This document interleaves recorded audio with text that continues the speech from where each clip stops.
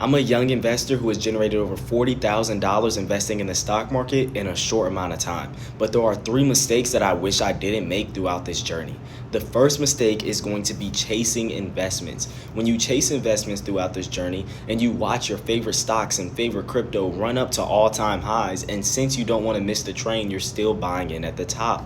This is one of the biggest mistakes that young and beginner investors do because you're being greedy. You're trying to chase the hype. See, there's a thing in the market where you want to buy the fear and sell the greed. That's basically just telling you that when the market is fearful, you want to buy, and when the market is greedy, you want to sell. But I was doing the complete opposite in this situation, to where I was buying when everybody was greedy, when the market was at all-time highs. And I was thinking that maybe I could catch the train as well, but this is one of the biggest mistakes because most of the time the stock would take a dip and then I would panic and sell out.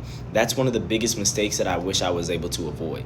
Now, the second mistake that I wish I was able to avoid is going to be being greedy and not selling. See, there were times where I was in great position to buy stocks. I was buying it at all-time lows. I'm buying at support levels, and I'm waiting for it to take off in the upward direction, and it does, and I get great returns on my investment, maybe 100% in some case scenarios. But then I'm also holding. See, you want to have an exit strategy. When you get to a certain point, you need to have an idea in your mind of when you want to sell. But I wasn't doing this. I was continuing to push my price target up, and then I would continue to push it up so high that it's not going to continue to run in that direction, and the stock would tank. And this is exactly how I was able to lose a good amount of money as well, and one of the mistakes that I wish I could have avoided. Now, the third thing that I want to touch on is going to be thinking short term. When you think short term in the stock market, it can be very detrimental to your investing journey.